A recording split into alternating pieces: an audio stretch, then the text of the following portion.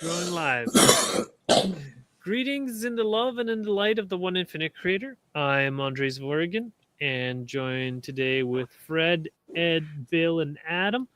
And we will be navigating love, light, and spiritual growth insights from Kuo, continuing the Kuo session from November 9th in 2024.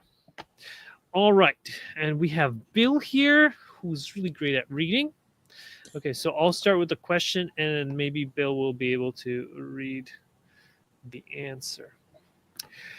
Kuo, the conversation in the circle prior to the start of this channeling reminded me of a phenomenon that occurs during my vocation in life. At times, I'm around a lot of death of the body, and when in those instances, I try to send love and light from the Creator to that soul or situation as my third density body carries out the acts that I need to do. But at certain times, usually during suicides and similar instances, it's almost like I get a strong surge of something pushing back inside of my head. It's almost like I can hear it and feel it at the same time. That stops that love and light just for a second or two, and then the love and light can progress again. I wonder if you elaborate on what that could be. I am Kuo, and I'm aware of your query, my sister. Your work takes you into areas that are very traumatic. For the experience of the death of the body of any entity, your giving and sending of love and light is a great service as the soul departs the body. For the body has carried it for an unknown number of years, and the body has provided its service. When you send your love and light to the soul, sometimes it is the basic second density awareness of the body that wishes to retain the soul that leaves it, and for a moment may attempt at retaining of the soul by stopping your sending of love and light. This is an unusual situation, but sometimes there is a situation in which there is a connection between the soul and the body, which the body feels is incomplete and wishes more experience. For it knows that as a soul leaves, its experience as a body is complete. Thus, we would suggest that you continue in your work of sending love and light to each soul, and perhaps also to the body that remains behind, as it shall no longer be viable to do any work. Is there further query, my sister? No, thank you, Kuo. All right. For first a technical note, I heard some bloop bloop bloop in the background. I don't know if that was that you, Bill, or was that Adam? Okay. Yeah, somebody was sending me a text. I moved my phone. Oh, okay. Okay, so does that mean we should send light to our own soul, or no, it's okay. What was that, Adam? So we should send light to our own soul or all souls? All souls, I'm pretty sure. All right. Bill, what did you think of this reading? Just like it said, it's anytime, you don't think you can be of service, you can always be of service by sending love and light. Oh, okay. Yes. Don't think you can. Yes, you can only be of service by sending love and light. This is what I'm hearing. But is that service counted if they didn't ask for it? You know what I mean? Like, are you breaking free will if they didn't ask you to send love and light? But I mean, you could send it to your own soul, but the Confederation. So. Yeah, the Confederation says that it's always okay to send love and light, because if they don't want it, it will just kind of disperse into the universe. They won't receive it. Okay. They'll only receive it if they're willing to receive it. And otherwise, it just disperses. And so it's honoring their free will by default. I watch a lot of NDEs, near-death experiences, and those people always say that can see it, that whenever prayers are sent, they can see the light coming. So anytime you send love and light, the light is being sent, regardless how the receiver takes it. Cool. So you're only amplifying the light in the world of what you're doing. Yeah. And then it's also a good thing it's a good practice personally, to be in that space of compassion and love and blessing others. That's good service to others for your own soul, even if they don't receive it. You're still doing a good deed because your intentions are in the right place. It's all about intention, right? Yes, exactly. It's all about intention. For me, I think that was kind of like, grief counseling, kind of Confederation style. Right now, the bit I found particularly interesting, was when they said that there's like a reciprocal action where you're sending love and light, but either that person doesn't receive it or it isn't enough or whatever else, and that person dies, and you end up having some kind of traumatic repercussion in your energy system because of the fact that you were sending love and light to something that ended up being like quite traumatic or whatever else. And once again, there's another subtle hint at that whole energetic wires, like that connect us all. That, especially when you know someone, and especially, that is what you'd be sending that love and light through to that person. Those little quantum entangled links our auras create. So so when you're sending love and light, you're sending it directly down that channel. So when they said that, like, it gets cut off and the body separates, that you end up getting kind of a backlash to that. I found that very, very interesting because, once again, this all kind of gives us those little bits of physics of how this the social memory complex energetics works between all of us anyway.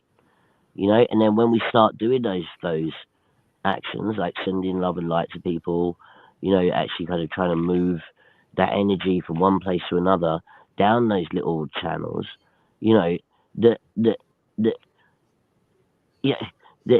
is a direct action on both parties involved when those energies are moved. That's why it's so important to show yourself love and light when you're grieving, as much as showing it for others.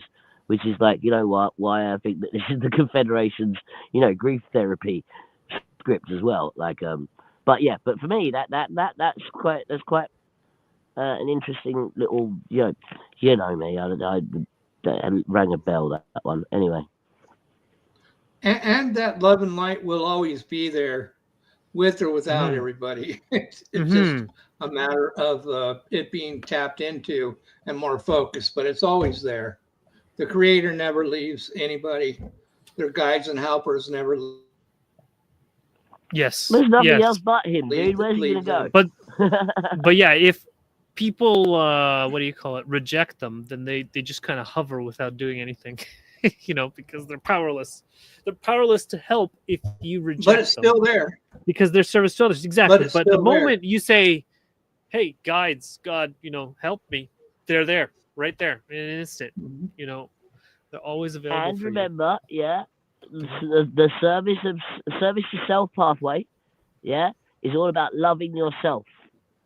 At some point on the process, you're going to realize you're creator too. So really, all of that love was going to creator anyway. Yes. The paradox collapses. All like evil and good makes no sense. Just make the right choice in the first place. Listen to the higher selves. They're telling us, stop being dickheads. Well, I agree with you on that point. Freaking, you'd have 100,000 people tell you I'm a good person, right? Then you might have, 5,000-10,000 people say, he's like his daddy, whatever, his grandpa, fucking, out here in Washington, D.C. And it really depends how you look at it.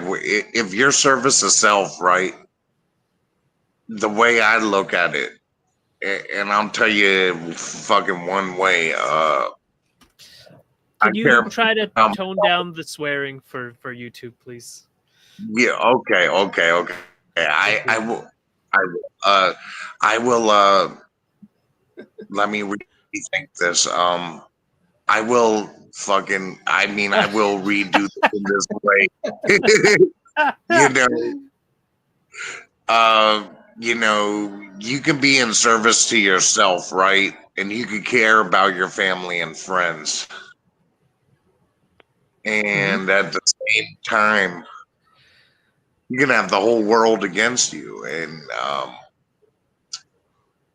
maybe that's what service to others is. You know, the way I've learned from this summer is there's no God out here. Only God is inside ourselves. And well, you know, you got to recognize the divine in all beings. Dude, the catalyst, man.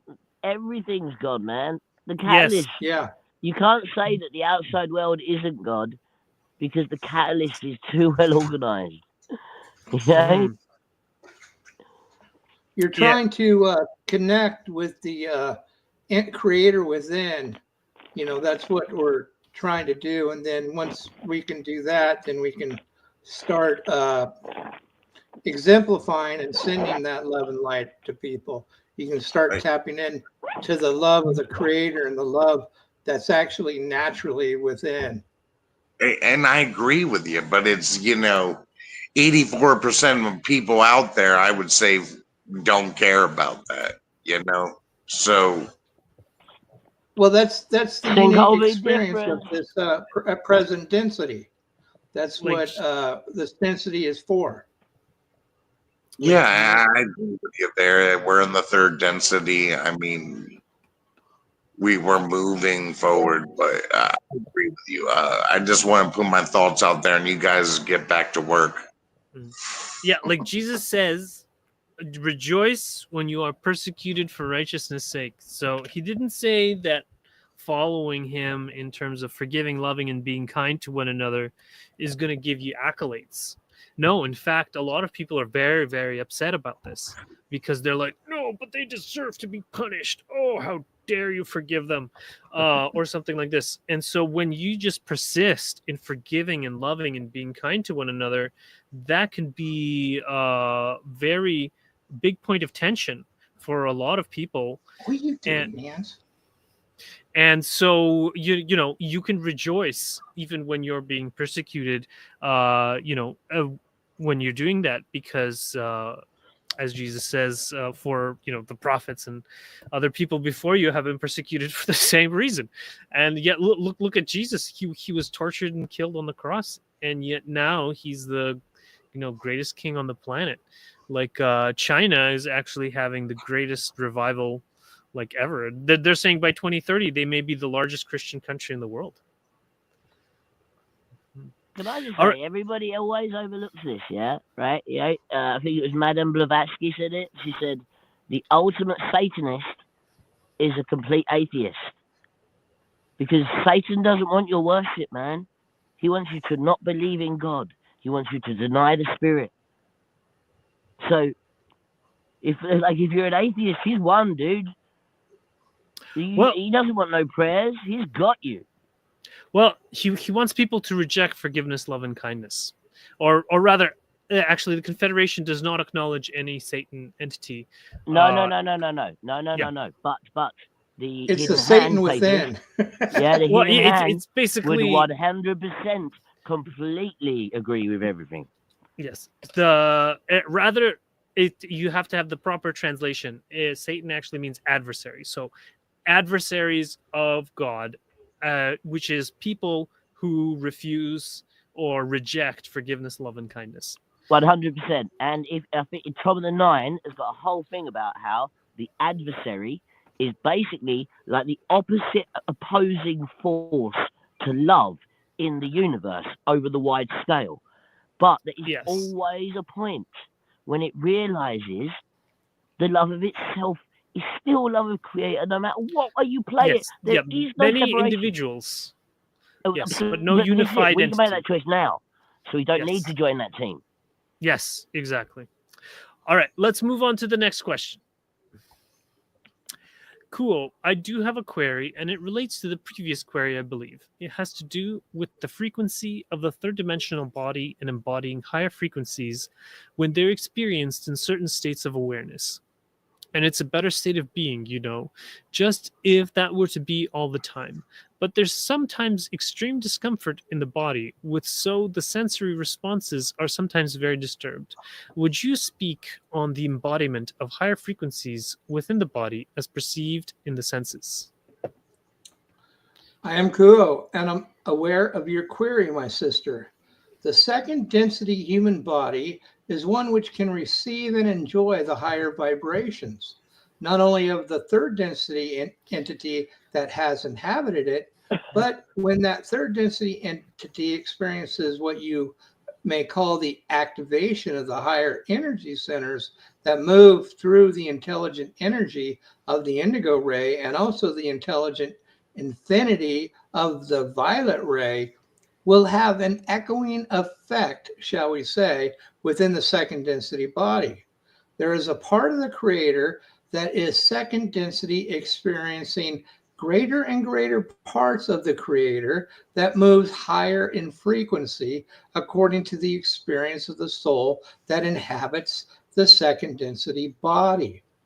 Therefore, if you can feel that energy moving through the body and can feel that energy moving in a way which is expansive so that the body knows more of itself as a portion of the creator, then the overall experience of the body is that which is a kind of growth that allows it to expand in its own awareness of its abilities to entertain the higher vibrations that are experienced by the soul and the consciousness of the third density entity. Is there any further query, my sister? Thank you, Kuo. That was a wonderful teaching. Very helpful. All right. There was actually quite a lot in there as well. Go ahead, Ed. Here, I'll switch it like anyone else want to jump in, feel free. Okay. But there's bits in there that once again, a little subtle hints to the relationships. Okay, so he said that the key here is to move the infinite energy through the indigo ray chakra and the infinite intelligence through the violet ray. Right now, what we were talking about earlier on about the pranic breathing, where you pull in the prana from the base and you pull down the infinite intelligence from the Ein Sof down from the top, right? So in and out or whatever else. Now, once you get that, you then move that energy to specific chakras, right? Ra talks about it all the time. You bring this energy to this specific chakra, right? Well, in there, it just gave you the way to do it. Yeah, you pull up the infinite energy from the base to the third eye chakra, and then you pull down the infinite intelligence to that same point. Yeah, I love those subtle little subtleties in there that tell you a lot. Just saying. Bill, how about you? Oh, what do you think of it? Well, right there it says, it's when you're able to activate the higher energy centers, then you have what they have, the echoing effect, I guess, within the second density body. So it's just another way to experience the creator at this level of spiritual evolution. Cool. And you can tap into the higher vibrations if you're really working on it. Well, I'm gonna look at the quote extracts here. The second density human body is one which can receive and enjoy the higher vibration. The body, although rooted in second density awareness, is capable of experiencing the energies activated by higher energy centers, such as the indigo and violet rays. Discomfort as an indicator of growth. The physical sensations of disturbances during such states of heightened awareness are a result of the body's adjustment to the expansive energy moving through it. If you can feel that energy moving through the body and can feel the energy moving in a way which is expansive, so the body knows more of itself as a portion of the creator. Expansion as a path to unity. The overall experience of the body is that which is a kind of growth that allows it to expand its own awareness and its abilities to entertain higher vibrations. Aligning with higher frequencies, patience, and the body, just the soul continues to grow. Celebrate these moments as milestones of spiritual expansion. Okay, interesting. Yeah, I have to pay more attention. Frequencies in the bodies perceived in the senses. Interesting. Okay, cool. So it's basically, if I understand correctly, it's saying how some people are having like Kundalini awakening experiences and like what that means. And they're saying it means that you're growing spiritually. Is that right? Yeah. Okay. I'm more curious as to like when I experience other things, weird phenomenon like ear ringing, like intense ear ringing, not like my regular normal tinnitus ear ringing. I'm talking about like bam, you got, it's like piercing. And I got an answer. I got an answer for you, dude.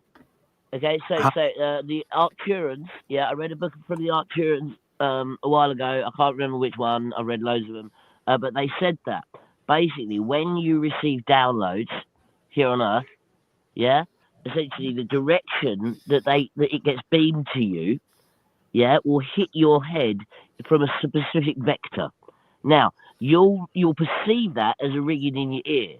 Now, if you turn your head towards the direction of the ringing, and align your head to where it's most intense, like where the beam's coming in, the ringing will stop because you're actually receiving the download. If you ignore it, then the ringing will just keep going and keep going. So it's about aligning yourself to where that message coming in from to stop it from being the ring in the ears. The ring in the ears is just to tell you you're receiving a download. And honestly, once you start thinking of that, the times when you'll hear that ringing in your ears will have real meaning, man. Honest. Okay, let me finish what I was going to say. You jumped ahead of me, Edward. So I have gotten that a lot, what the harsh piercing of my ears in that. And just like Ed was saying, I already had looked into this quite extensively, and I read quite a bit of different theories on this.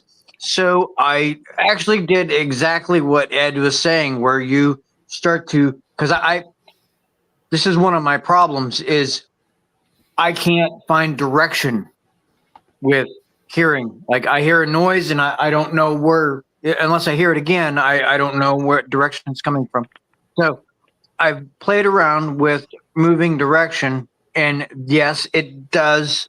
What will happen is instead of it being so harsh, it will start pinging down, down, down, down, and then it'll be to a sustainable level. Another thing that I do is I ask them, I said, like, please, if it's painful, I will say, please just turn it down a notch. It's really intense right now. Now, this past week, I've only had it happen once. I want to watch and pay attention the next time this happens. But the last time I had a super high pitched pinging, it hurt my ears. Now my lights are dimming. So I don't know what that house. Yeah. Like right now? No. When I get the piercing. Oh, when you get the piercing. Wow. That's boom! weird. As soon as I get it, it's like the lights flickered, and then I'm like, okay, all right, and it tames down. But I noticed now, the last time that it happened, it was a very significant flickering of the lights, like somebody flipped the light switch off and then on real quick again. So wow, that's what I want to know more about. Is that like what the hell am I doing? Ed, very excited to answer. Yeah. Go ahead, Ed. Okay, so the way they described it working, and why it seems so intense, why it hurts your head, why it can be so a loud thing, is because basically that is the download rewriting in your neural tissue, right? So that when it's intense and it feels like a really intense sound or whatever else, that's your neurons rewiring to take on that information they're pumping in, right? So the better you get at it, at moving towards the signal and taking it in, yeah, it won't hurt at all. Yeah, it will be like, you know, you get the and then it goes. Because you learn how to line yourself up with the incoming signal. Right? What I was gonna say was list like be like for this was actually kind of crazy for me, yeah?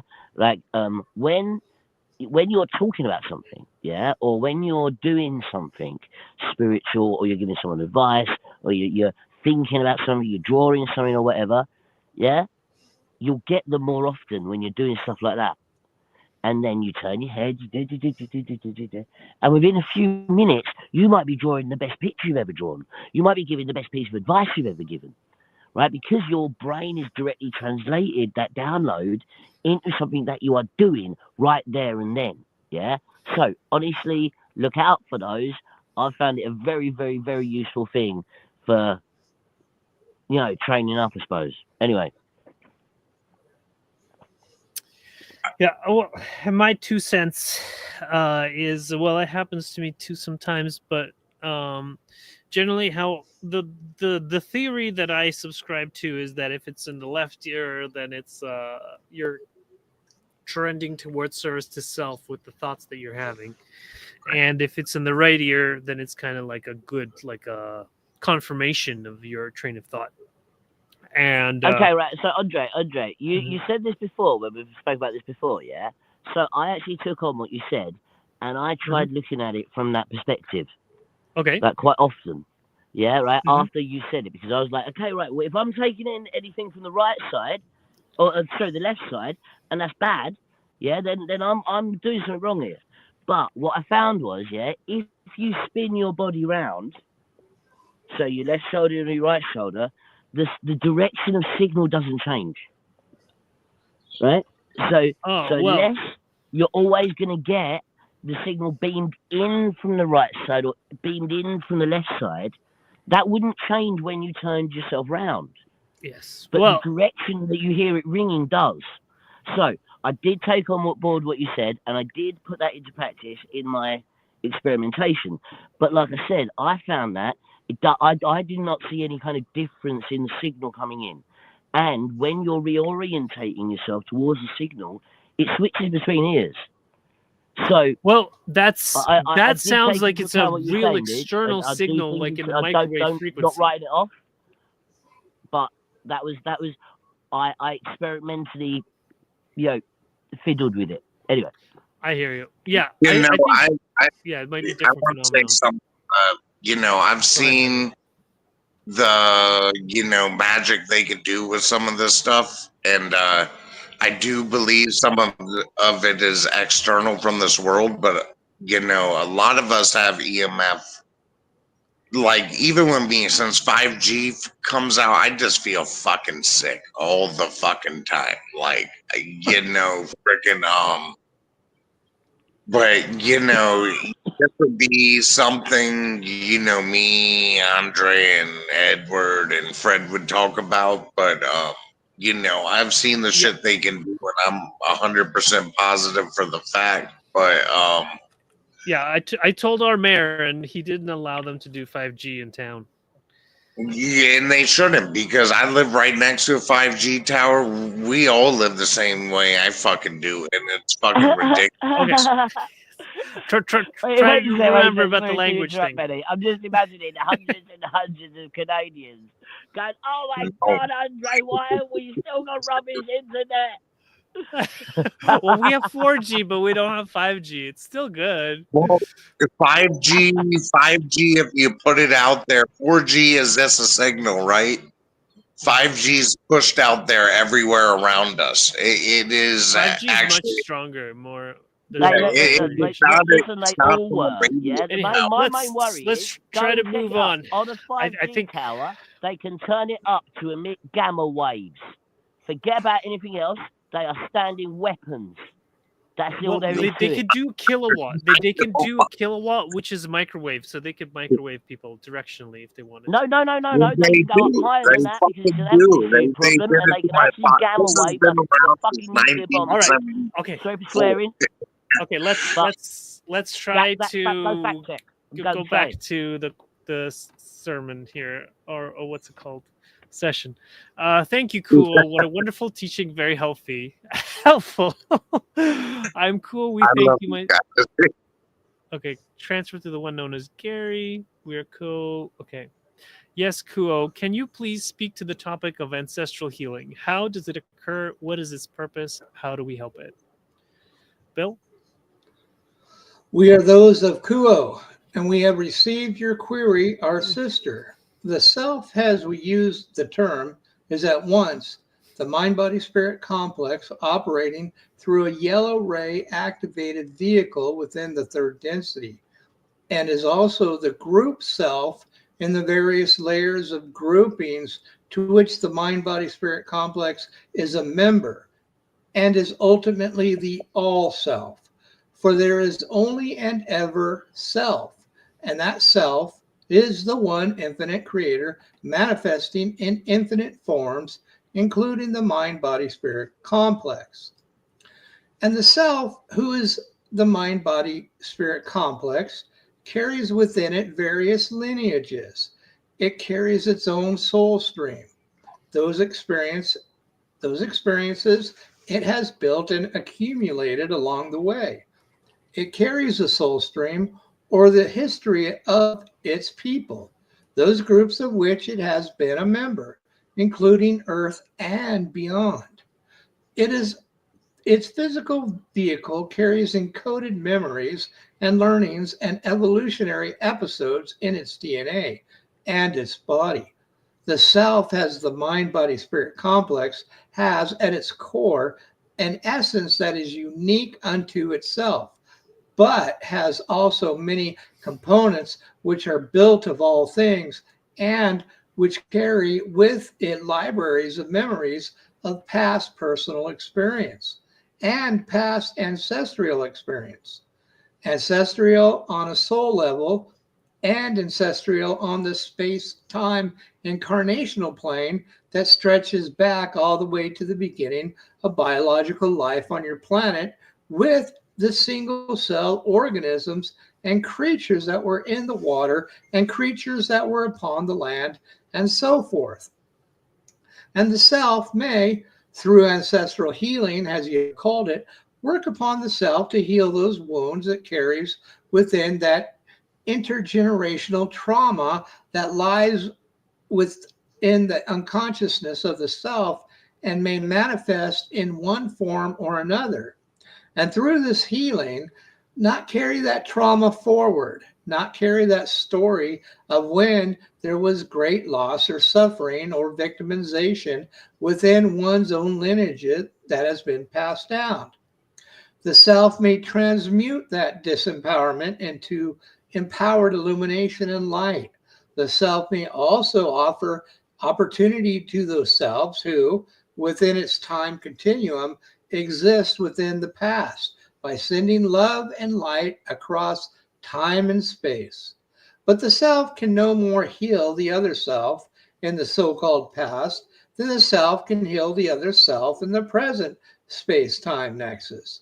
The self instead can offer some attenuated opportunity in a transdimensional manner that is difficult to convey. But the essence of that opportunity, the fundamental frequency of energy, may, in some manner, reach back and offer a ray of life and a ray of hope and an opportunity to come into the heart. Is there a follow-up to this query? We are those of Kuo. No, thank you. All right. So what was that all about, guys? They didn't say anything. They didn't, Nate. It was a lot of words. not really. It was a lot of words. And the first thing they did was say that there's different types of ancestral healing, that there's soul ancestral healing, and then what I guess would call DNA ancestral healing, or you know, our current space-time continuals ancestral healing. Okay.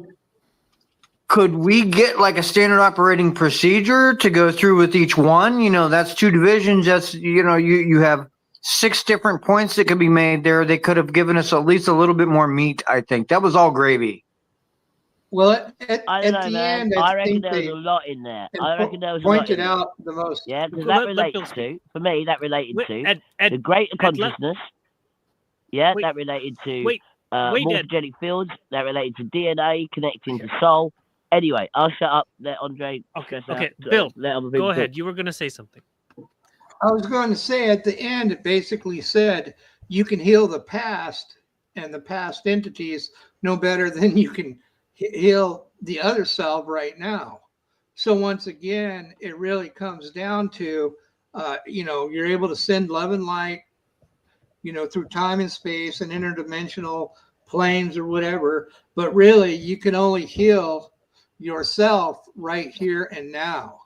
It really, that's what it says. If you want to find love and forgiveness and healing, you have to find it in yourself, because ultimately you'll be the one that will be letting go of these past, generational traumas. Mm-hmm. It's always the self that has to operate in the present, and that's the difficulty of this question and the activities, because you're kind of going way outside the present because you're trying to do something in the past, and there's only the present. I was just going to say Yes, into what I you're agree. saying that for Okay. me, as much that said, also about that whole idea that it doesn't matter how much of an incredible faith healer you are.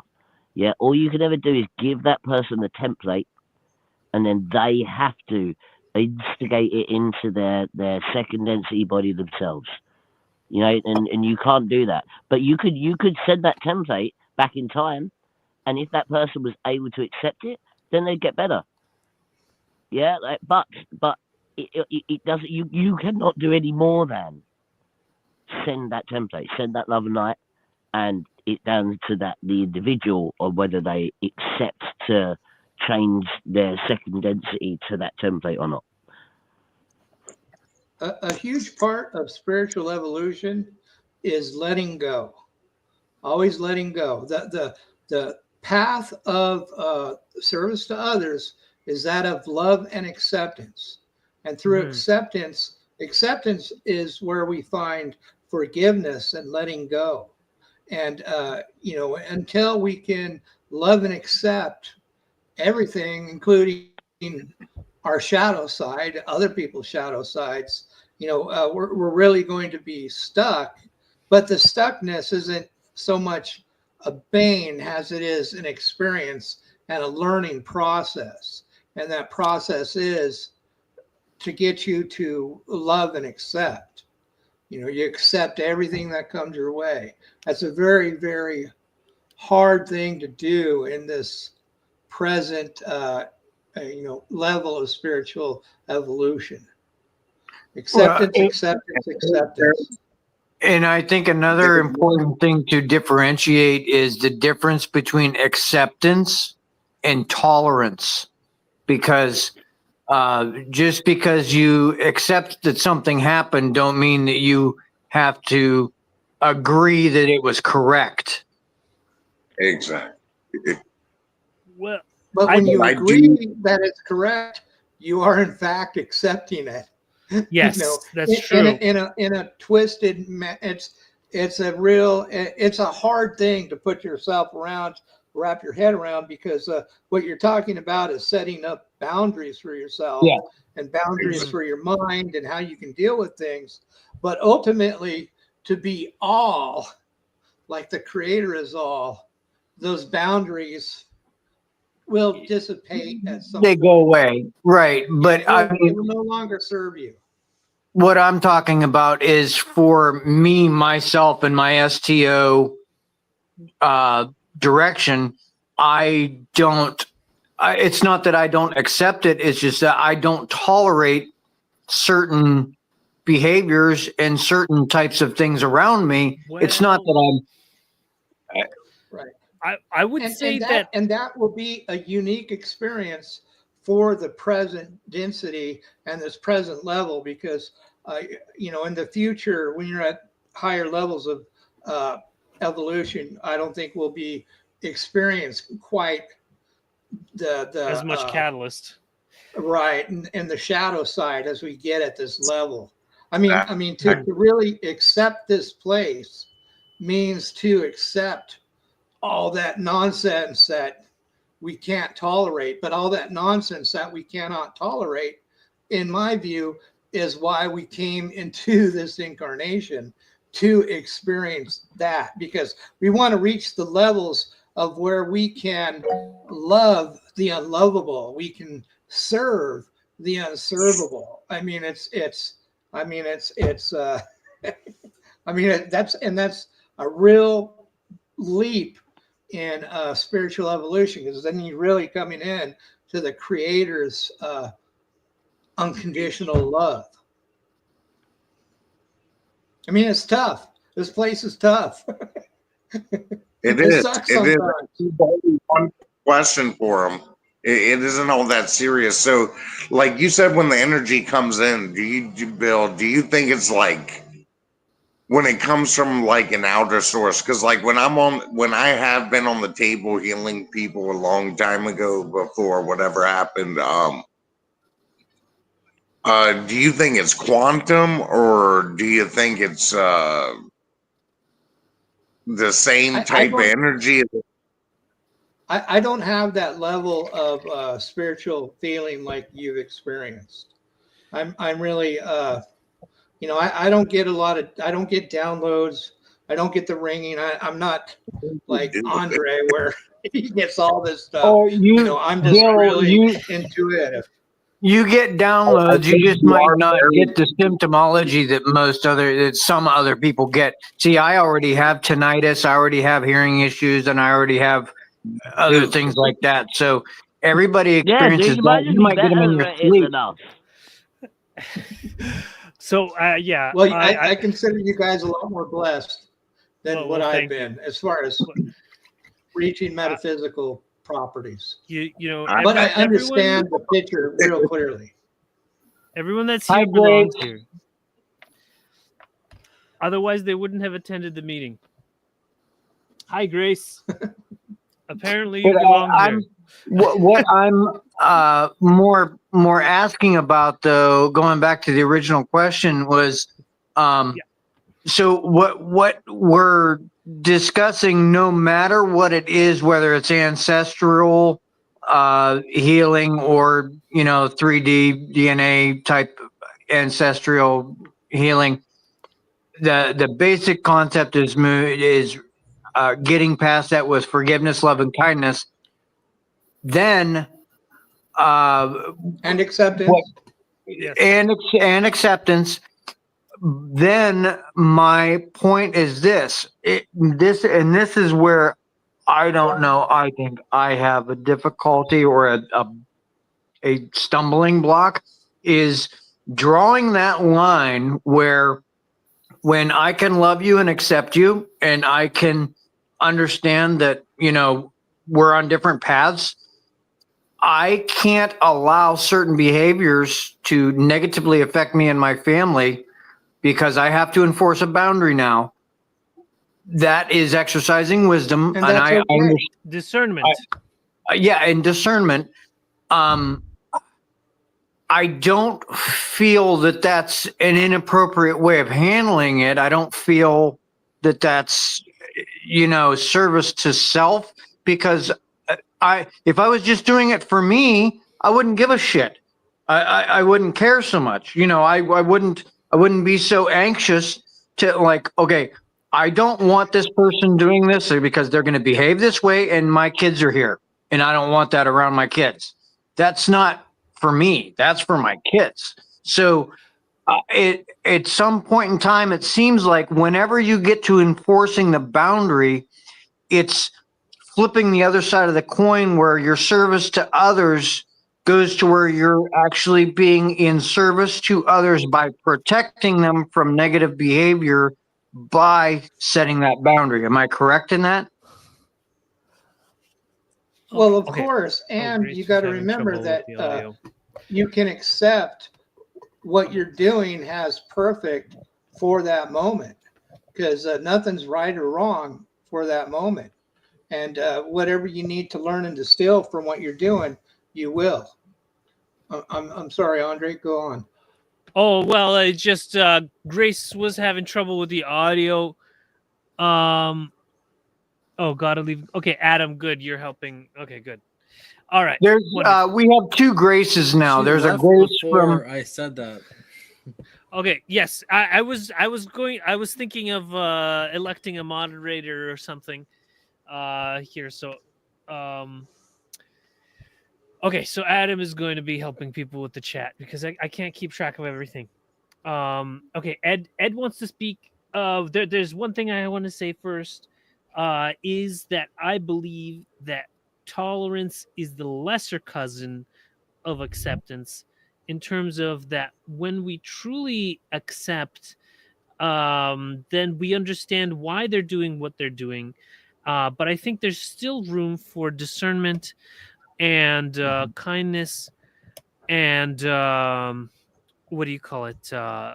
So, for instance, just because you may accept them and understand why they're doing what they're doing, you can also agree that, for instance, that's not healthy to expose to your children, and then so you have your children in environments that are healthy and that are good for them. Like my kids, they mostly interact with Mennonite children, because I don't know what those public school children are going to be talking about or how they're going to be influencing them. Okay, so Grace, you were having an issue with the audio. So there is a little icon, a microphone icon. You need to unmute yourself, and then if that doesn't work, there's a little like bird thing near it, and then that'll let you select a different microphone. Hopefully that'll help. Okay. Anyways, Ed. Okay, and then we'll review the quotes here from this, because this has been a very potent discussion. Okay. Okay, Go ahead. so I can't really remember all the stuff I was going to say, but one of the bits is that I think that we all need to kind of take into account when discussing this whole thing, is the idea of when you talk about acceptance, and when you're talking about what's the other word you said? Putting up with it. What's it called? Tolerating. Yeah. Okay. Right. So, and putting up boundaries and all that other stuff. Right. So, to actually have true acceptance, it's gonna tolerance. Tolerance is a totally different thing. Yeah. If you accept something, then you're not tolerating it. You accept it. Right. So it's all of those things come down to judgment. This is the other thing. Okay. So judgment is the thing that allows us to then have discernment, right? To decide on what is, whether he wants the kids that only hang around with Mennonite children or whatever you said. Mennonite. Right? Right? So the point is, that we make judgments on others, in order to have a discernment ourselves. But that judgment is all distortion, guys. Yeah, the way that you judge them, in whatever way you judge them, is all you putting your own judgment, your own thoughts, your own filters on Creator, right? And all of those things could be the complete opposite of all the things you're thinking, right? You don't know, right? So this is judgment that you are putting in, and that is you being Creator. That is you making choices. But you've got to realize acceptance is purely the act that every single act of any other cell's free will you have to accept. The same way that they should accept whatever act of your free will. Now, don't get me wrong, we have discernment, and I'm not saying that you should be a pussy, right? You get Mars and you get Jupiter. One is the outward use of force, one is the one that protects, that's used for protection, right? And that's what that discernment is. How do you distribute force, right? But that does not mean that, essentially, acceptance is that middle pillar. Acceptance is not force in no direction. Acceptance is love. Yes. And so I would like to say that I feel, at least for me personally, difference in the definition of tolerance. When I hear someone saying they're tolerating something, it makes it feel like they're holding a grudge, like they're begrudgingly allowing this to occur, but they would really rather that it not happen. Like I said, dude, like I said, right? If you whereas- make any judgment on somebody, yeah, right? If So, you don't can like I it finish, for Ed, yourself, please? then you haven't accepted them. Yeah, That's let all there is to Andrii it. finish, will you, Ed? And so, whereas in accepting, I feel like you no longer have strong emotional experiences in relation to that. You may have made a discerning choice and decided that's not for you, but you're not holding a grudge. You're not upset with them. You're allowing them to do their own thing in their own space. And okay, Bill, go ahead. You wanted to say something. I was going to say, bouncing off Fred, as far as boundaries go, you know, the worst thing that can really happen to you really is to be physically attacked. You know, if you're or your family is being physically attacked, you have the right to defend yourself. And you can become a martyr if you really want to as well. So we have these rights, and they're not right or wrong.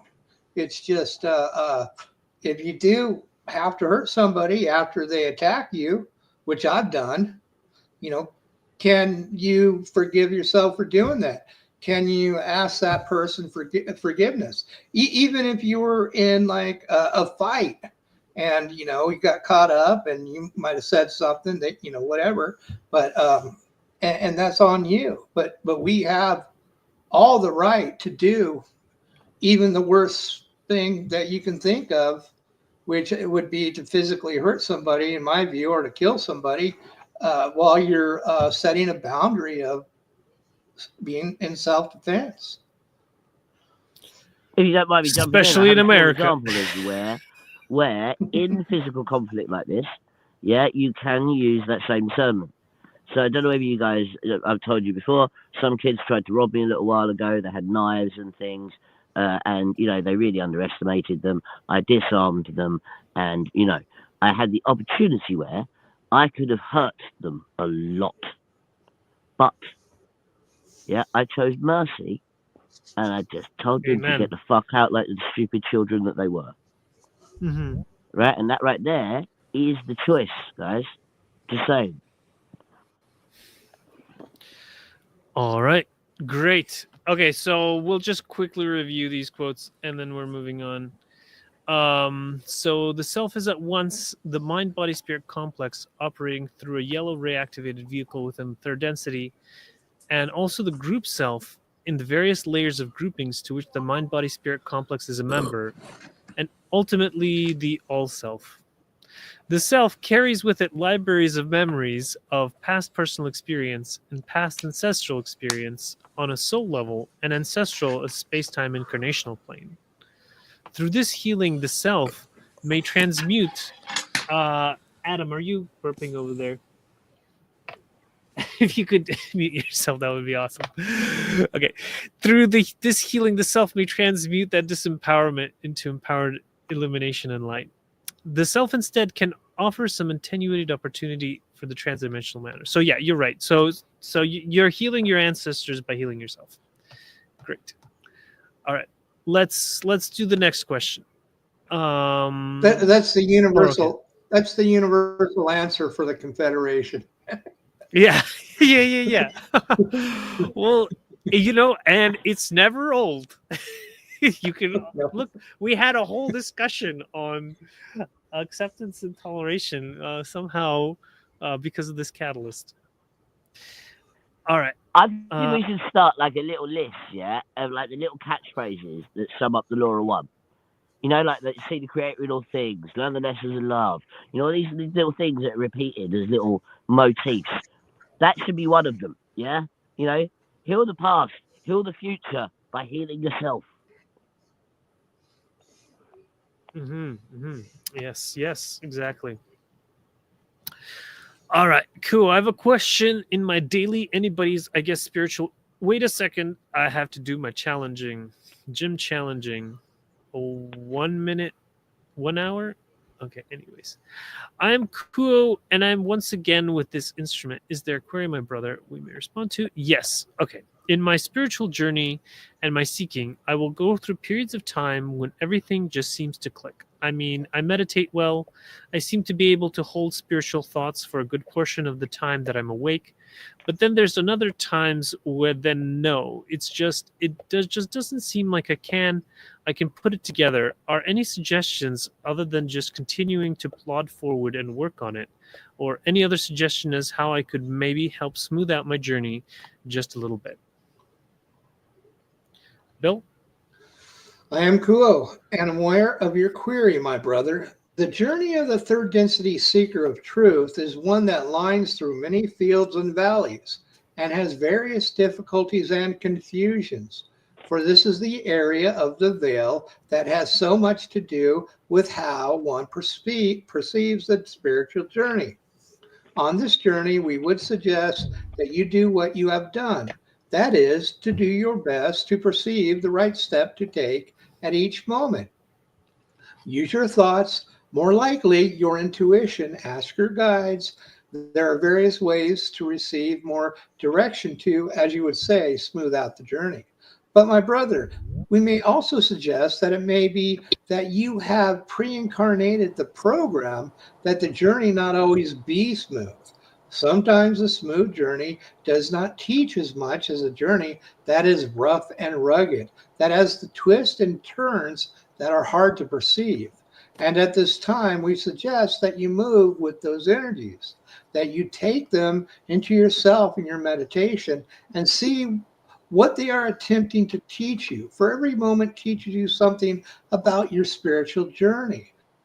If the journey of many lifetimes, many steps within each lifetime, and it is that which you can perceive as you are able to perceive and to expand your perception. For this is the great work of the entity within the third illusion. Okay? Oh, Grace, we can hear you now. Oh my God, I'm so sorry. Oh, okay. Do you know how to? Okay, there you go. Okay, sorry. Welcome. Thank you. I know where the work of knowing itself more and more through knowing the creator more and more and aiding the creator to know itself through how you know yourself and the creator. It is a grand journey that you walk with the creator and know that you cannot actually make a misstep. For all steps teach. There is only learning, there is only love, there is only light, there is only one, and you are all of that as each you is. There is no difference. That is truly a difference, for all are the one infinite creator, seeking to know itself in every step of the day, every breath that is taken, every thought that is thought. Is there a further query, my brother? No, thank you very much. Okay, great. So, what do you guys think of that? I do love it when they manage to like sum up non-dualistic pantheism in like 3 or 4 lines. You know, like Quo's so bloody good at that, and like that bit at the end there. You know, you could just say that to anyone and challenge them not to start thinking about us all being one and understand it more than they ever have from a tiny little thing like that last 3 or 4 lines. Do you know what I mean? And that's one of the things that I love about the Ra material, about the Confederation teachings. They are so pure in that same wonder of the universe that I have. You know, the consciousness underlying all of it. Like, anyway, beautiful. Mm-hmm. Yeah, that's a classic one size fits all answer. Well, there you go. Let's break it down, shall we? It's a doctor's answer. Okay, so embracing the path, wisdom of navigating the spiritual journey. Nature of the spiritual journey of the third density seeker of truth is one that lines through many fields and valleys and has various difficulties and confusions. Yes. Yes, I guess it does. Trusting intuition and seeking guidance. Use your thoughts more like your intuition. Ask your guides. There are various ways to receive more direction. Smooth out the journey. Hey, Ashley. Hello. Hey, good to see you. Yeah, Good to we be were just here. great, and we have Grace here as well. Also, anyways, so we were just reading this. Use your thoughts more likely your intuition. Ask your guides. There are various ways to receive more direction to smooth out the journey. Sometimes the smooth journey does not teach as much as the journey that is rough and rugged and has twists and turns that are hard to perceive. That's good. So it's catalyst for growth, perceiving each step as a lesson. Every moment teaches you something about your spiritual journey. It is a journey of many lifetimes, many steps within each lifetime, knowing itself more and more through knowing the Creator more and more. Living the truth of unity. You cannot actually make a misstep, for all steps teach. There is only learning, there's only love, there's only light, there's only one, and you are all of that. Yes. Yes, so I don't know if... Yes, okay. Anyone want to share on this? And there's the classic, if you're really having a tough time, you might have pre-incarnatively set up those tough times for yourself. So you better go and meditate on that.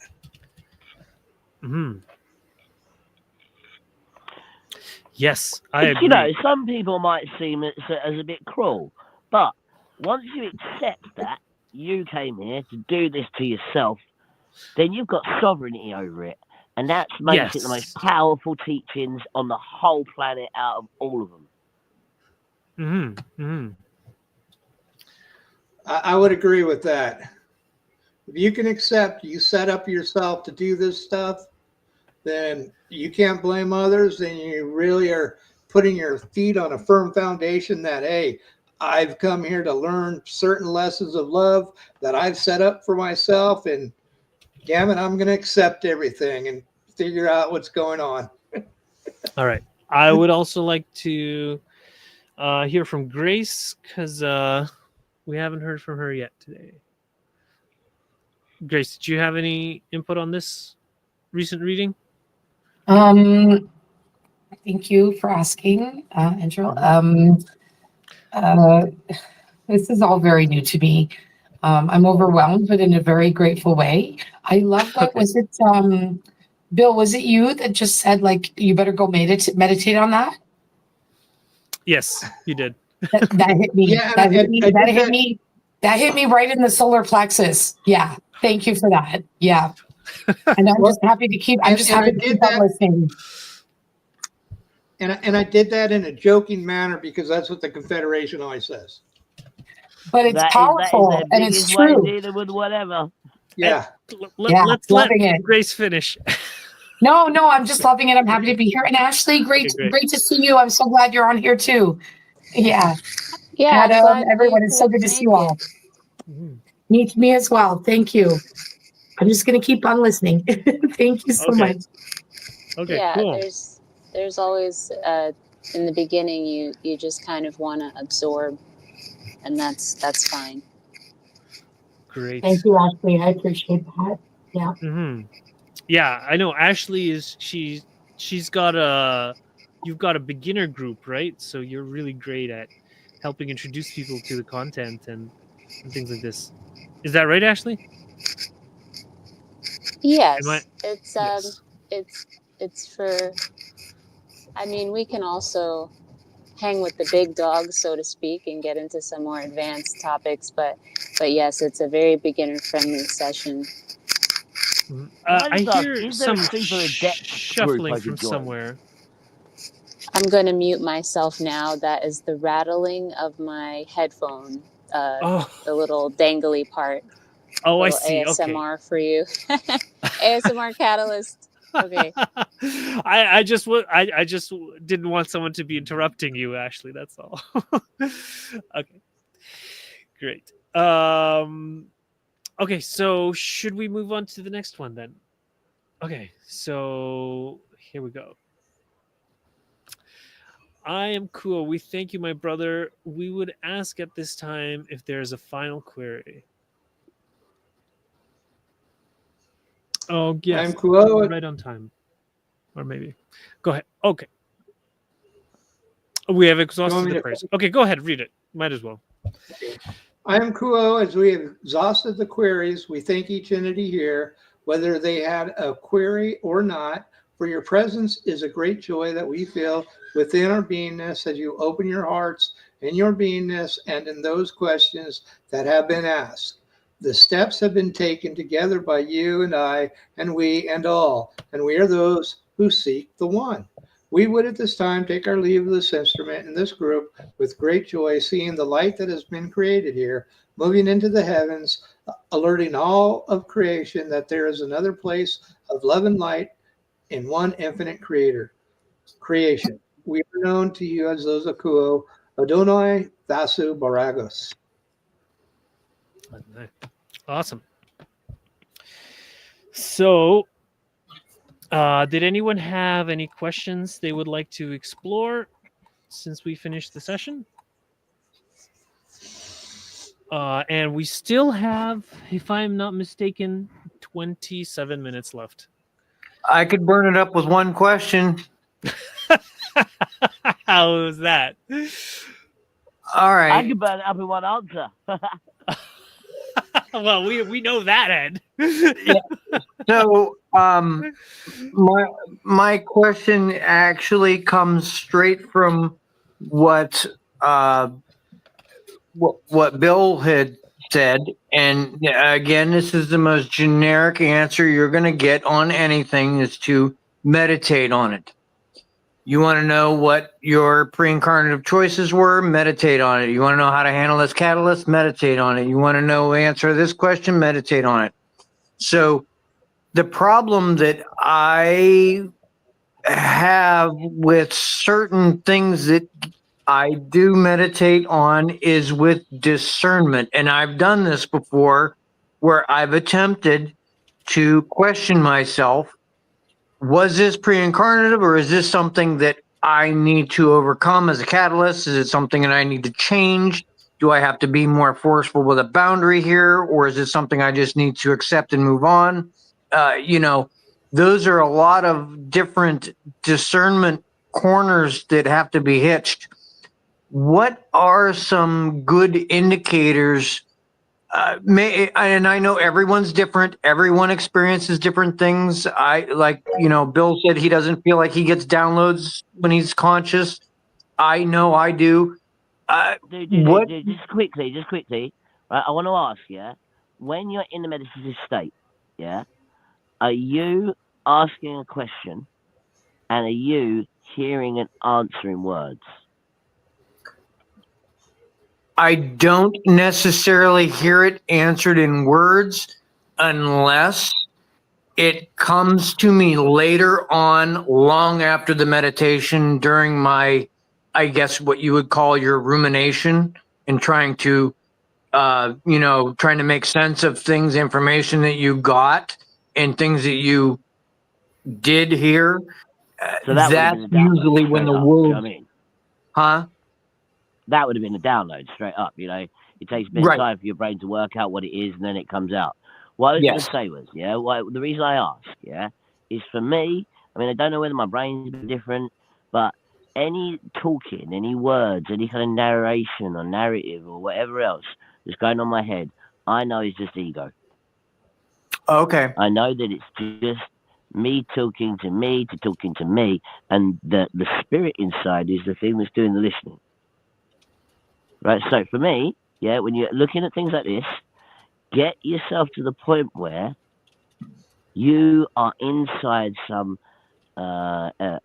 exploratory landscape. You build yourself a kind of a purpose-built way of exploring the question into your meditation, right? And then when it gets to the point that, you're not making this stuff up anymore, and you feel like you're watching something external come through to you, that's when I trust it, because I know that I'm not making it up. I'm not doing any input.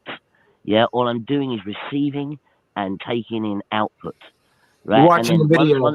once you've got that, the difference between those two things, Yeah, there won't be any words involved, dude. There won't be any answering a question. There won't be any fucking talking either side. Yeah, and so You, that's why I asked if you're speaking and asking questions inside the meditation, because that isn't the way I ever find any answers, I especially tend ones to that I can have talk it out. discernment towards. Anyway, go on, Andre. Oh, Everyone has their own way Ashley of was doing it. gonna I'm just say saying, for me, something. that's how I know for a fact. Do you know what I mean? Okay. you have one thing, a meditation technique. I meditate all the time, mostly.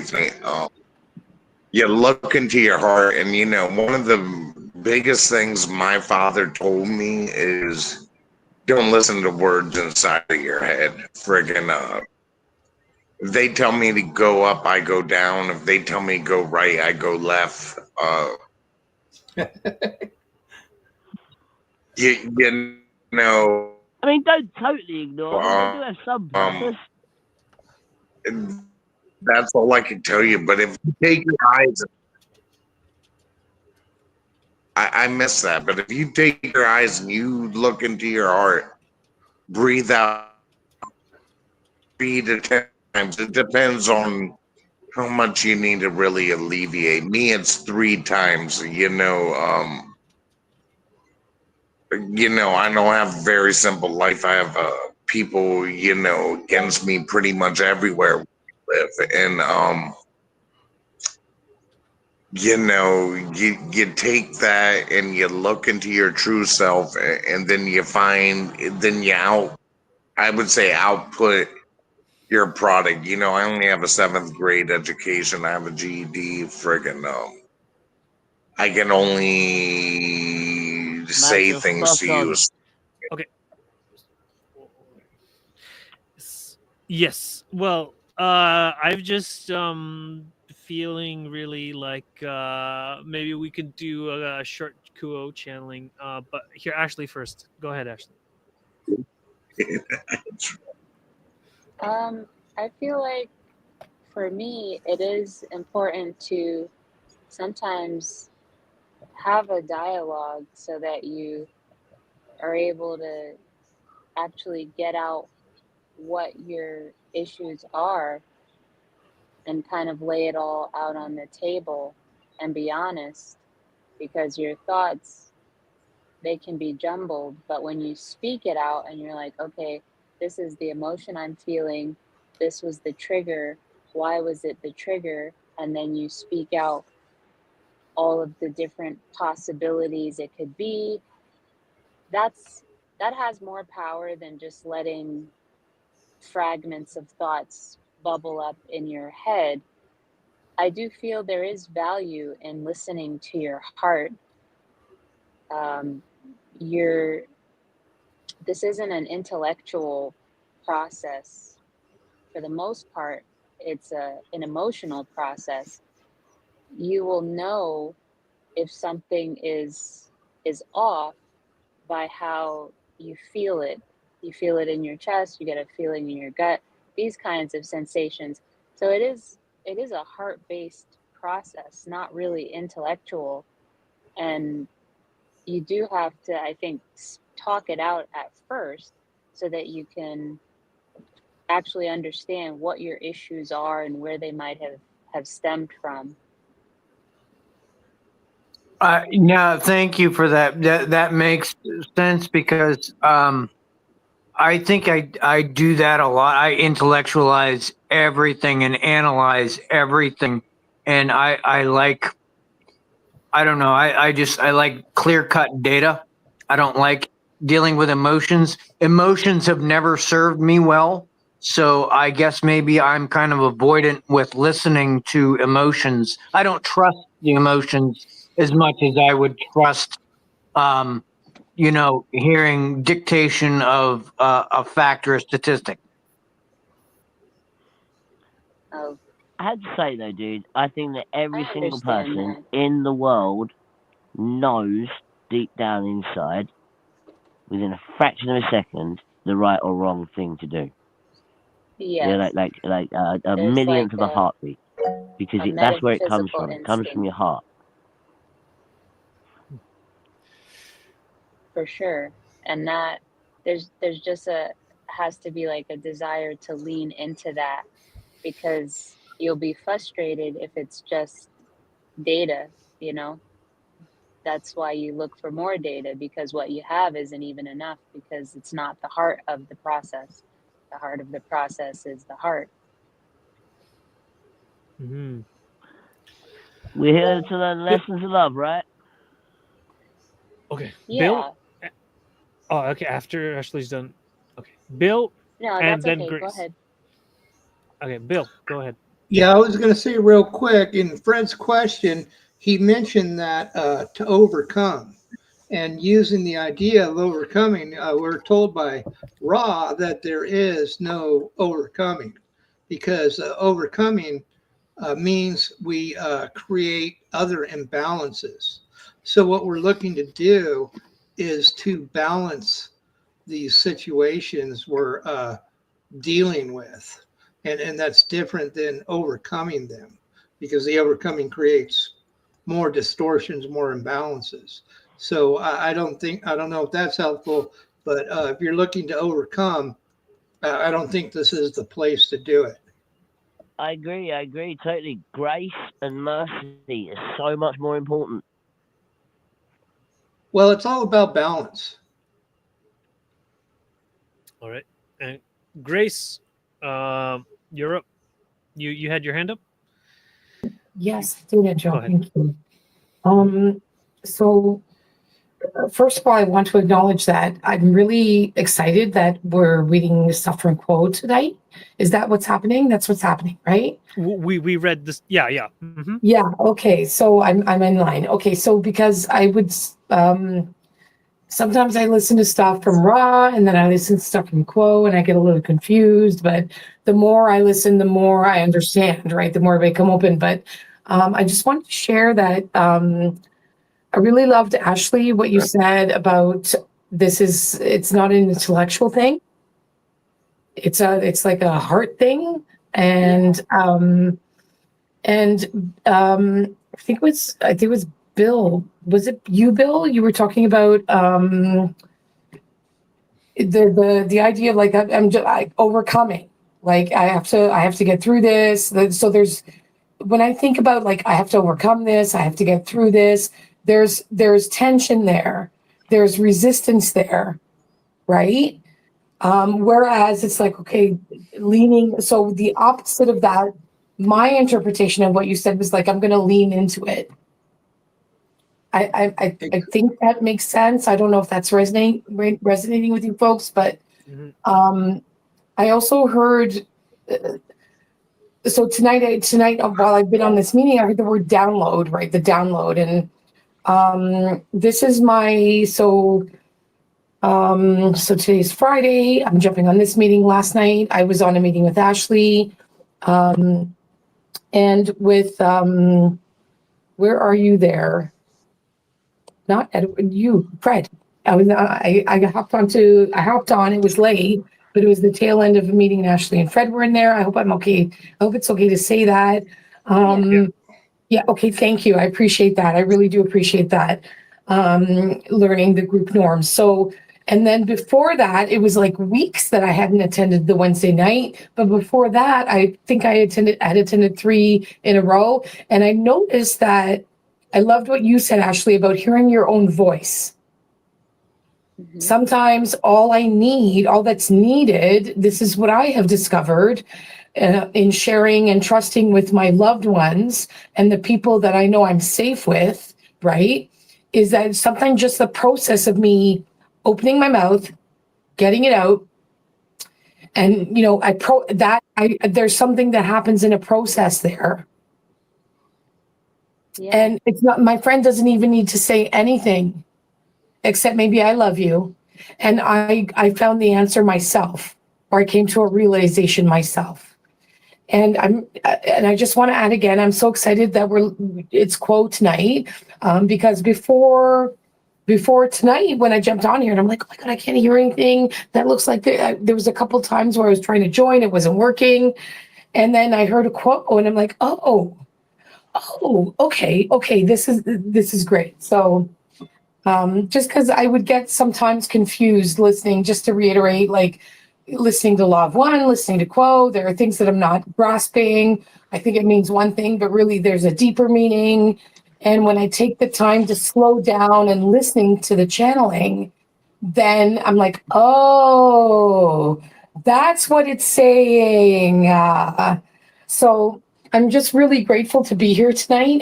And I also want to say it's really nice to see familiar faces from different meeting to different meeting. So thank you for everyone for that. Thank you for Great. sharing. Thank you for sharing. Yeah, I was going to do, well, I was thinking we could do a meditation. Hey, Andrii, But yeah, go ahead. could you explain? Since Grace might not understand. Could you explain the differentiation between Ra and Quo with all the different Oh. groupings? Sure. Yeah, no Oh, problem. that would be so helpful. Thank you. Yeah. So basically, Ra.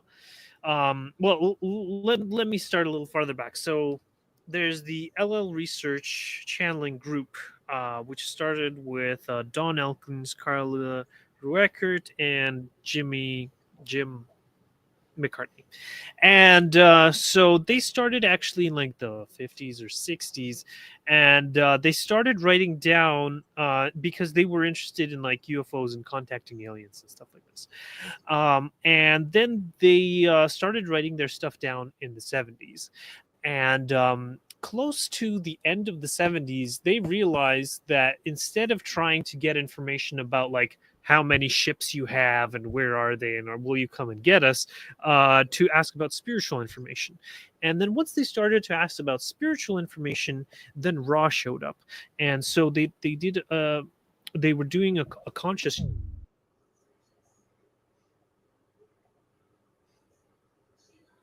And it's not meant to be, so I think Ashley has a good grasp on it if you want to finish out what Andrii. Ashley knows exactly. Yeah. Oh, there's Andrii. Did There I he get is. kicked out? Hey, I don't know what happened. You got kicked out. Oh, okay. That's so strange. Okay, and who's moderator now? Bill, can you make me moderator again? Oh, how do I do that? Okay, so you click on the little people icon at the bottom,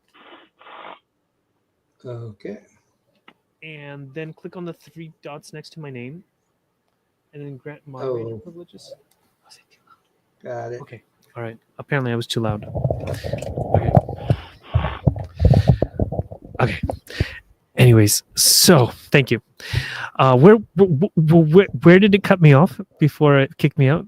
I know, because I was really Okay. listening. So, Andrew, you were talking about how at first Carla Rucker, Jim McCartney, and the other gentleman, I can't remember his name now, it's not coming to me, but they were Don talking Elkins. about thank you, Don Elkins. When are the aliens going to come? When are they going to make contact? And then there wasn't a lot happening, and then they switched it to the spiritual side, and that's when Ra showed up. Yes, right, exactly.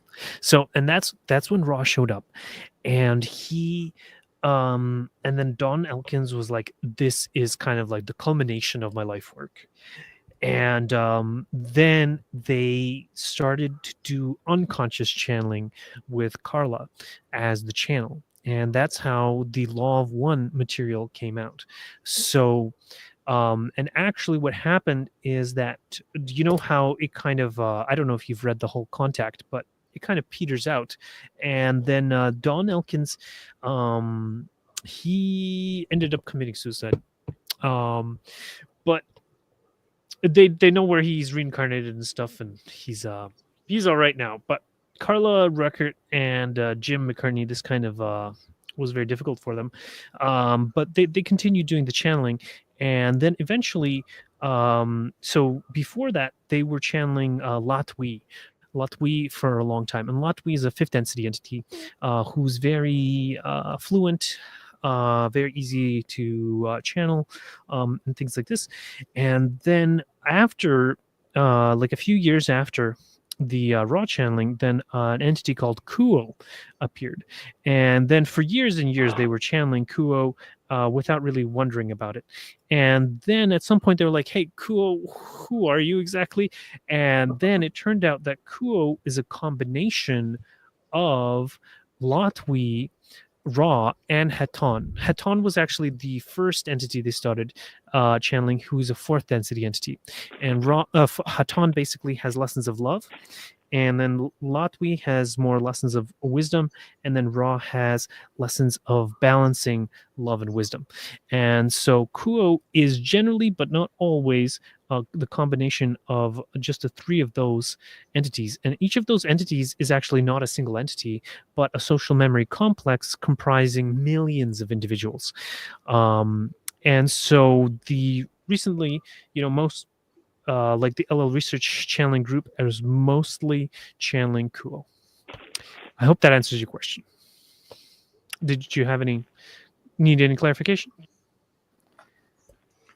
And what's interesting is that Kuo is, they call it a principle, and Haton was actually being channeled by this Detroit group that showed Don how to channel in the 50s.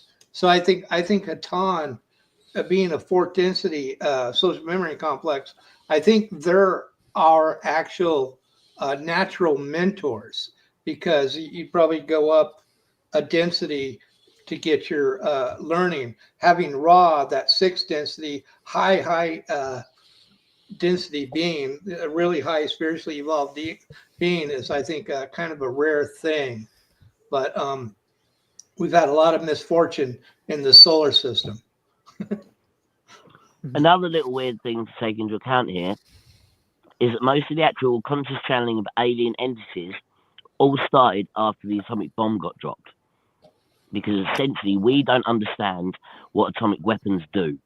But because of the microcosm, macrocosm thing, when you use an A bomb here, you actually mess up a big chunk of like galaxies somewhere. So they're not really allowed. But where our spiritual growth and our like scientific growth are completely out of whack, we don't realize this. So as soon as we let off an A bomb, they came here because they knew that there's a big problem here and things need to get fixed. Yeah. So basically, but they always have been here, because like Anatakum, the Egyptian guy, he was channeling, or he was a wanderer, and he kind of, so the beings have been here.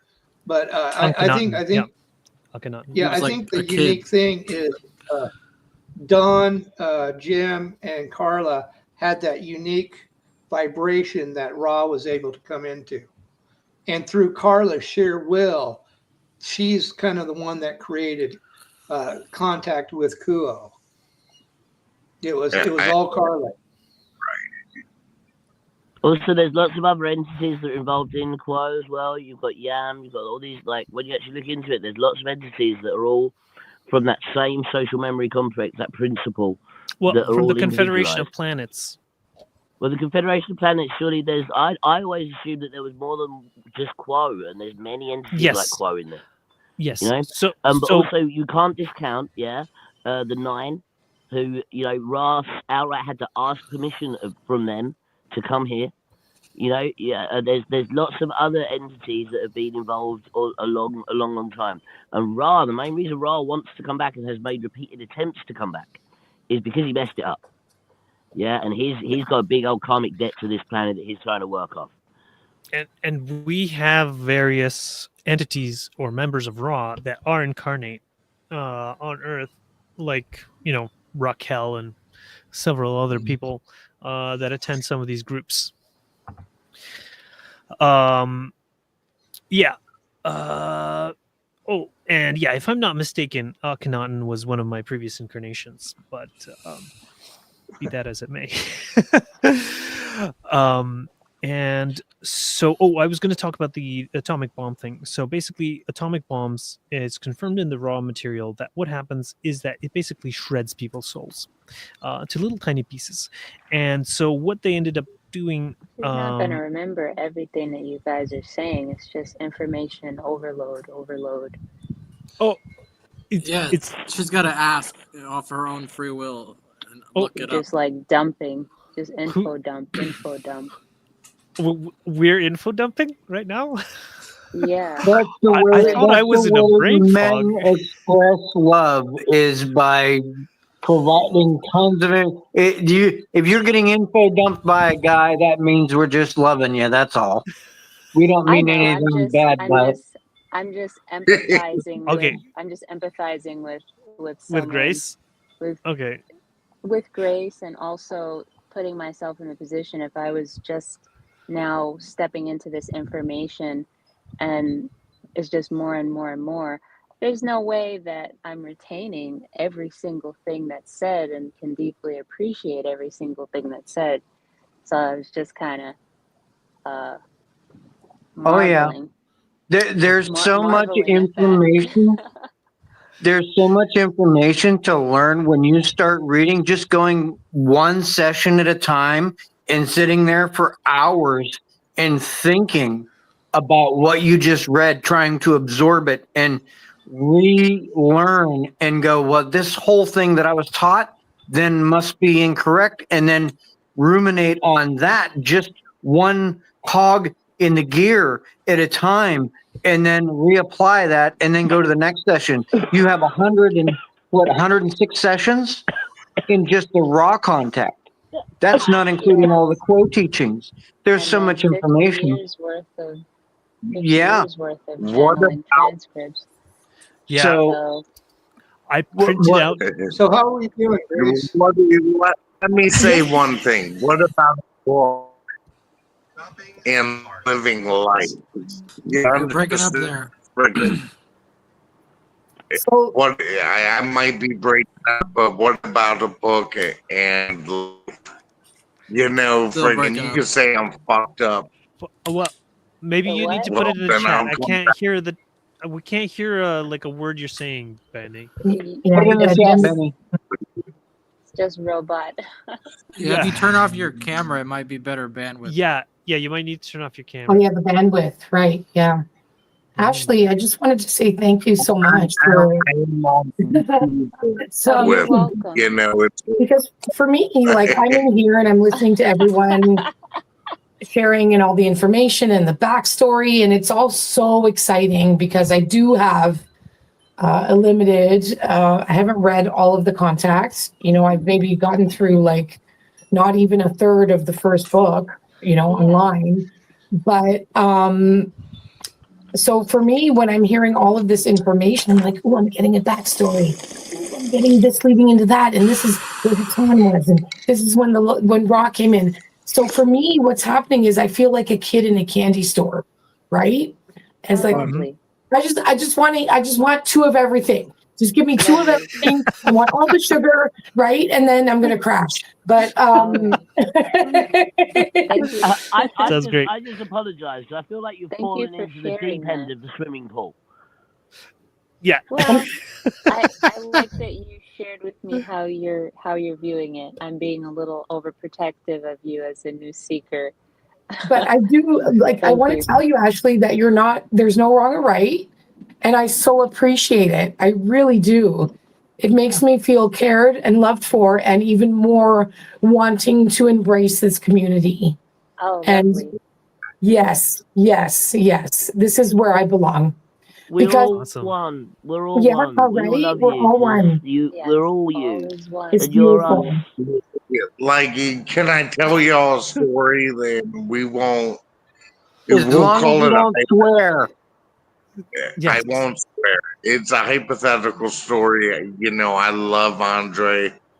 Fuck it, Oh, you did it. Couldn't do it. I knew it. boss. My Right. dad, got the end slacks of everything. If you read the news articles, it's on my Facebook. And there's certain people who know, and those are Fred's people. Freaking, I won't beat Fred's ass for it, but fucking, Oh, come on, Benny. Goodness. Maybe try to write it down first. Freaking, you can write it down. So I call the end of everything from 0608. Friggin', I'm trying to live in DC. I'm big dog. I've sent you pictures. You can make what you want out of it. fucking, you see You're the going to the devil. Trump rally for us, right? You're going to be sending love and light there.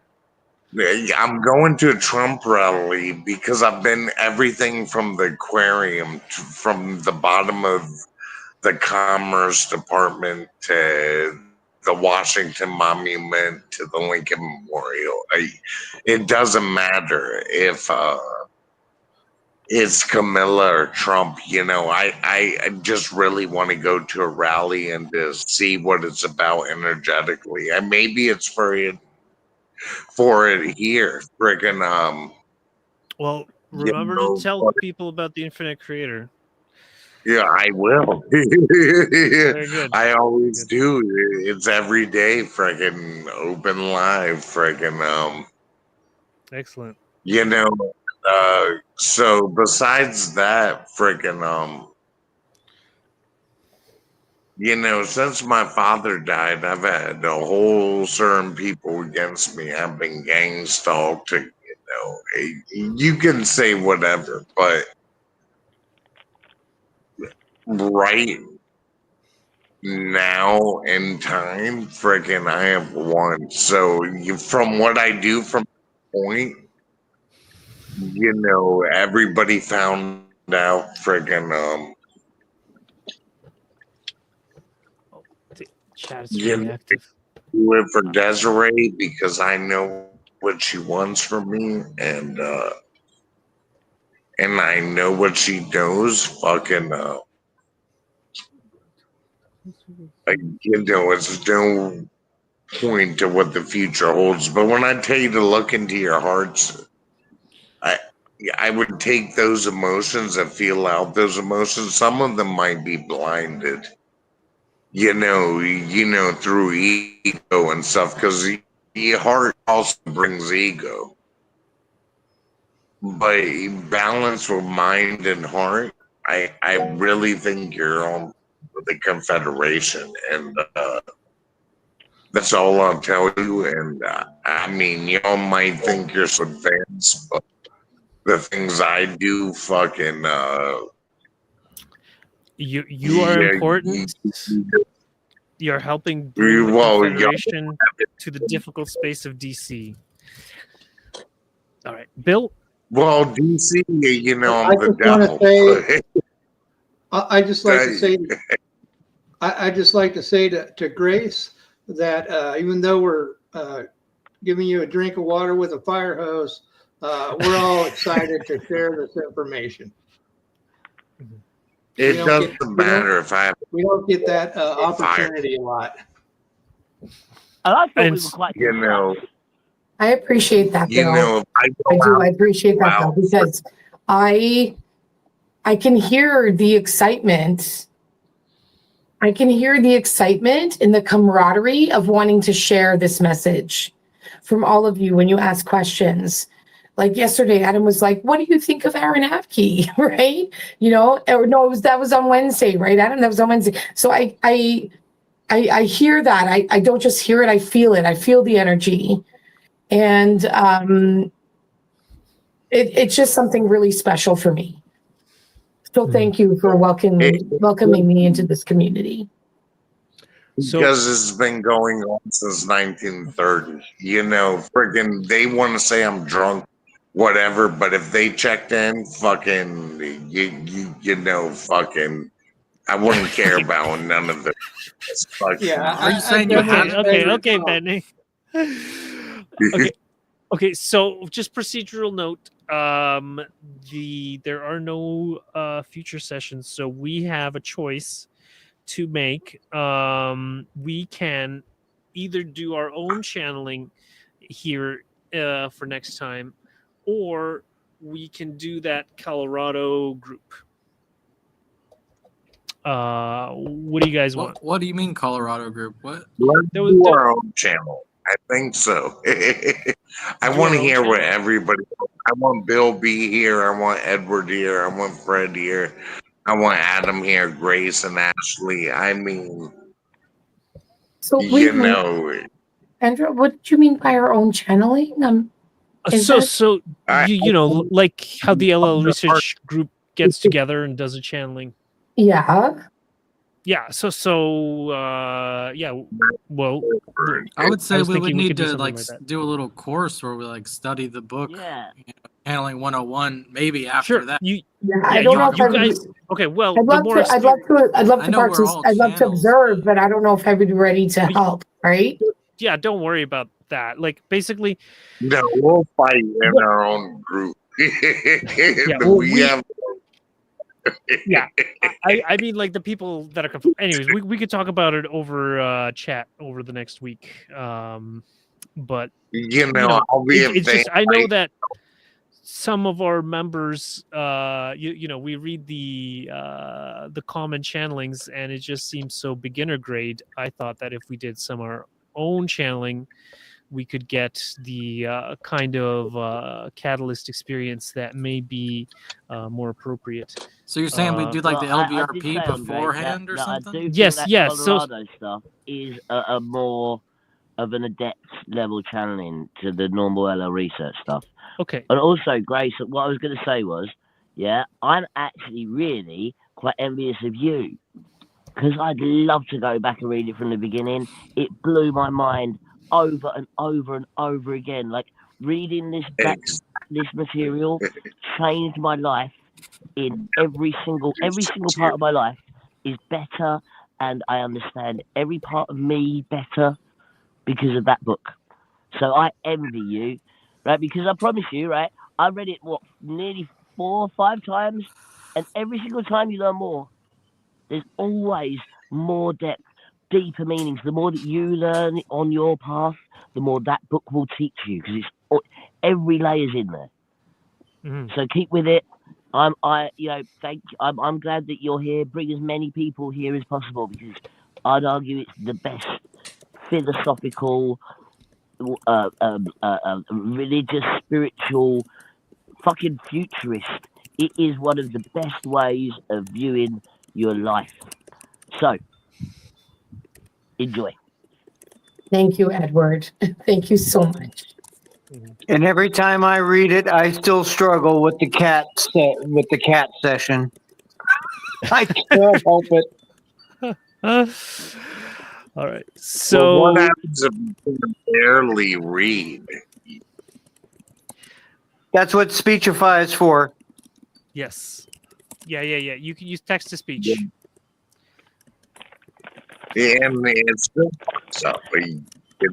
Friggin', I had Alpha Smart in school. I'm on the autistic spectrum and ADHD combined spectrum. I spent my whole life in the special ed, and I've touched over $2 million. Fucking, Yes. So you could list. There's YouTube videos. You can listen to the YouTube videos of the sessions. There's YouTube videos of I'll people just be reading it. back for the next one. Just came me into place. All right. Okay. So we're past 9 o'clock, guys. So any final remarks before we close? Love you all. Love you all. Okay. Great. Love you So too. as Oh yeah, more with the channeling. We didn't even finish that thought. Oh, Oh, right now we didn't finish that. Yeah. okay. So yeah, basically, I was just thinking that those like I would be willing to do some channeling. I don't know if anyone else would be. But you said something about LBRP beforehand. Well, yeah, we would do a protection. We would do a meditation beforehand and a protection thing, and like I've got it all. With Robo-Ra, it's very easy to organize. Okay, right. I'm not sure that I would be up for. I'd feel comfortable with us just jumping in and just starting channeling like that. I feel like that we should have maybe like what's Ashley got to Carla say? Ruckert training course on there because there is a whole course that she writes out of how to do it. The complete method she uses, how you do all the checks. It's all on LL research. I reckon we should go through that maybe, and we should read through that session by session. So therefore, we can all kind of actually use Carla's method to teach ourselves to become channels. Does that sound like something everyone would be up for? Sure. Yeah, I mean, I do think just to follow the integrity of the process, that the channeling intensive by Carla should be studied thoroughly. Our channeling circle did for a few months before even attempting anything. And, you know, it The fact doesn't. is, like channeling does come with risks. Yeah, I don't know whether Yeah, you but guys have ever I read wouldn't the focus. what's it called, Let's the I wouldn't focus Asaniadine too or much whatever. on that She says because that people that's one shouldn't of the channel main too much. things that has an Yeah, okay, because it issue. causes okay, damage to the Ed, DNA. Ed, You know, Like, so Ed, please, we please should let Ashley get our speak. things practiced first. Okay, Ashley obviously has a lot of experience here because she's been in a group that's done channeling. So go ahead, Ashley. yeah, well, I facilitated the channeling circle, and we've been going for about 2 years, and you know we have a set of transcripts, and there's other groups that we've linked with and cross-reference our experiences, and so I would just say that reading the channeling handbook by Carla,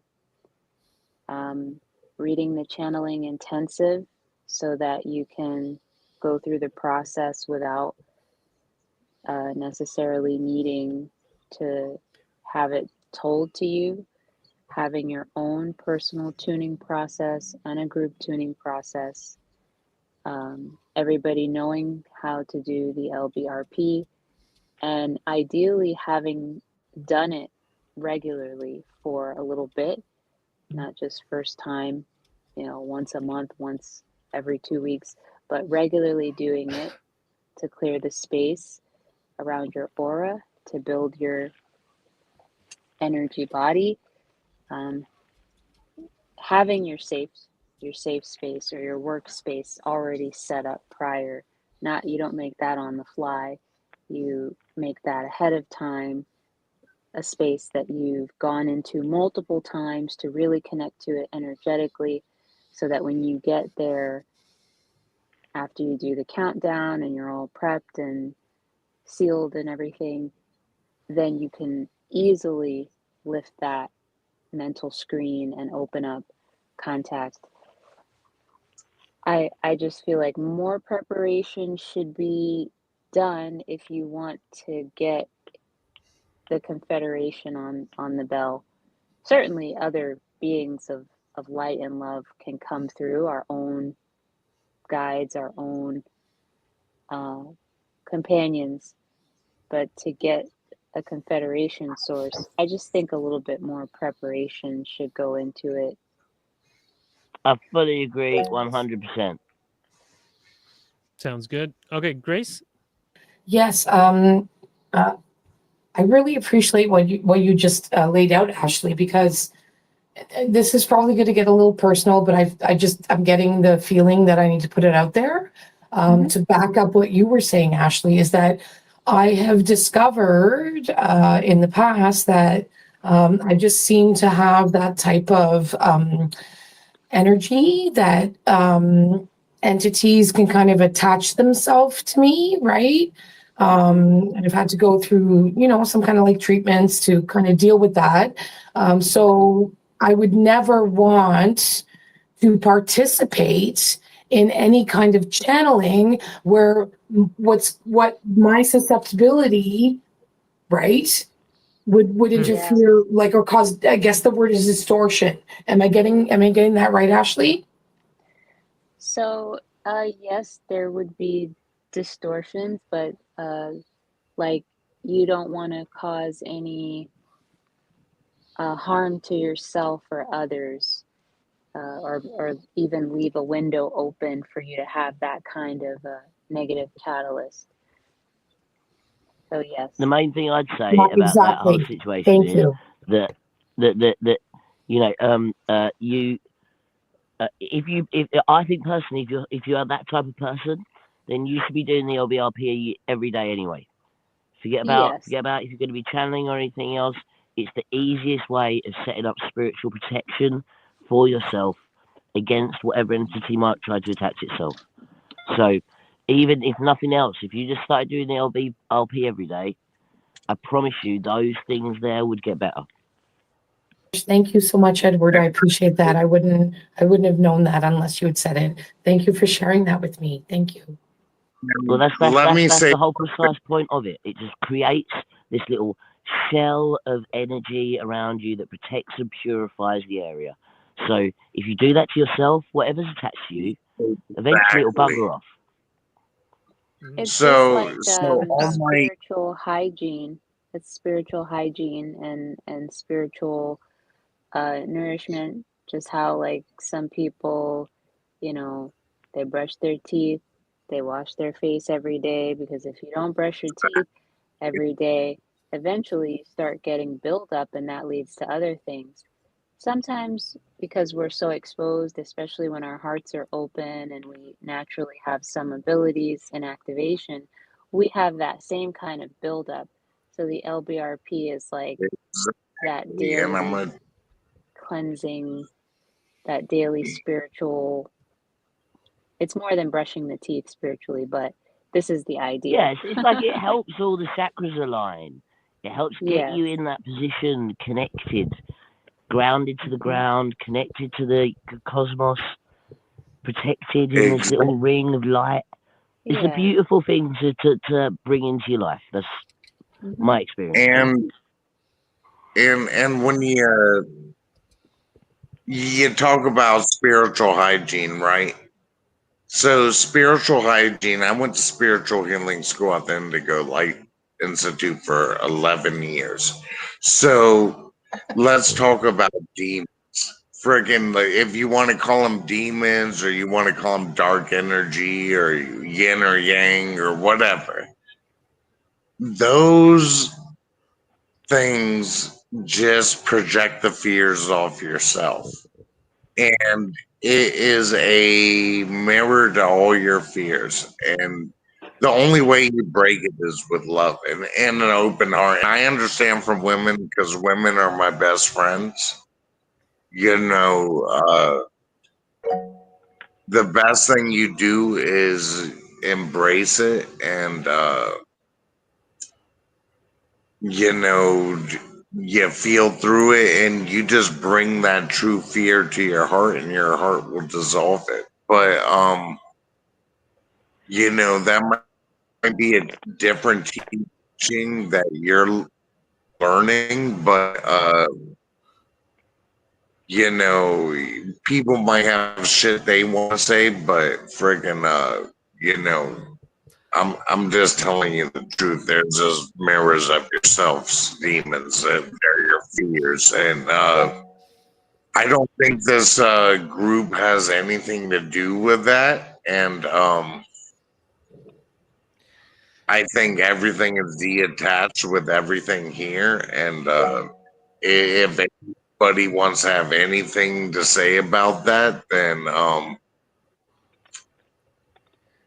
you know, you just live your life, because it is really just a mirror of yourself in this world. And I don't have anything else to say but that. And I know I'm right, because I learned best. All right. So what I'm hearing now for next time is either channeling preparation or another session that someone else has done. Okay, Bill and then Fred. All I'd like to say is I'm up for it as an observer, and if that's not good enough, then that's about all I can. What is this Colorado thing you said though? What? The heart channeling. If you go online and put in, it's high altitude, resonant, receiving circle, or something like that. Jeremy Welland's group. Yeah, they've got like 3 active groups, and they did some stuff in a Colorado meeting thing, and there is some really good stuff in there. Like, I really, really liked it. I'm just saying, like, I definitely think it would be worth us giving a read. Where do you see the meetings though? Like, is it a Zoom meeting or something? No, it's just transcripts. Yeah, this is transcripts. Okay, Yeah. I see what you're saying. And then, yeah, Ashley, if you could share your transcripts in the chat, that would be great too. I I'd say love we to jump into read this. that. Honestly, I'd kind of prefer to do that. To be fair. Okay. All right. I hear you guys. All right. So I'm gonna close the session for now. And where are we live streaming? Hold on, I have to load this page. Okay. So as we found you, we leave you. Oh wait, Fred, you wanted to say something? Go ahead, Fred. I'm good. I can save it till after we're done. Okay, sure. So as we found you, we leave you in the love and in the light of the infinite creator. Go forth therefore rejoicing in the infinite power and the infinite peace of the one infinite creator, the one within you, my friends. Adonai Vasambaragos. The one within you and all that is around you. And, oh, okay, there. Okay, good. I ended the stream.